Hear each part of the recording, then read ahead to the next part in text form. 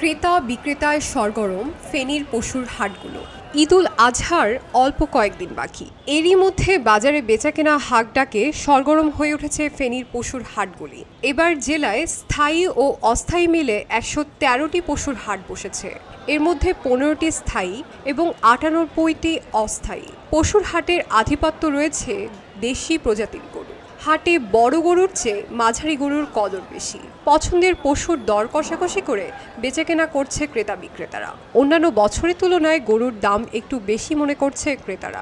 দেখতেছি আরো দেখবো, ভালো লাগলে হয়তো নিব, নইলে আরো তো সাথে সময় আছে, ২-১ দিন পরে নিব। বিষয়টা হলো এটা, এখন যতটুকু দেখতেছি বাজারে ভালো গরু উঠছে, দামটা একটু বেশি হতে পারে, আরো ১-২ দিন পরে হয়তো দামটা একটু হয়তো কম হতে পারে।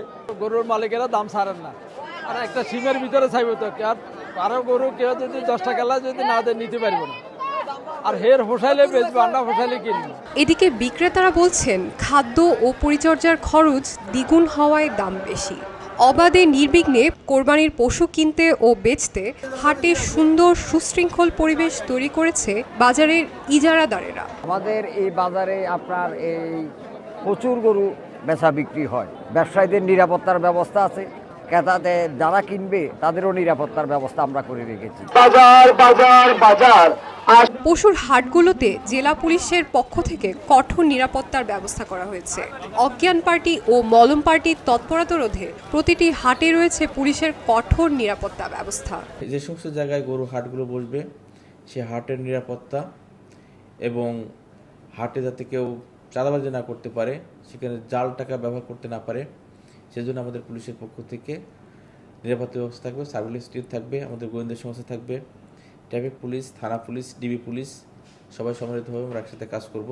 এদিকে ঈদে ঘরমুখ মানুষের যাতায়াত নির্বিঘ্ন করতে ঢাকা, চট্টগ্রাম ও আঞ্চলিক মহাসড়কে পশুর হাট বসানো নিয়ে কঠোর অবস্থানে রয়েছে প্রশাসন।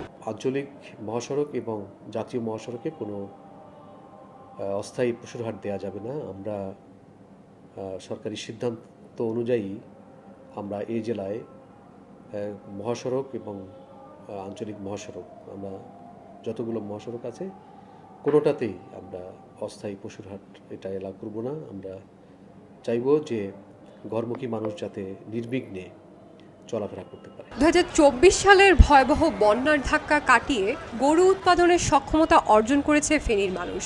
কোরবানির জন্য ৮২,০০০ চাহিদার বিপরীতে প্রস্তুত আছে ৮৭,০০০ কোরবানির পশু। খবরের কাগজ, নিখাত, নির্ভীক, নিরপেক্ষ।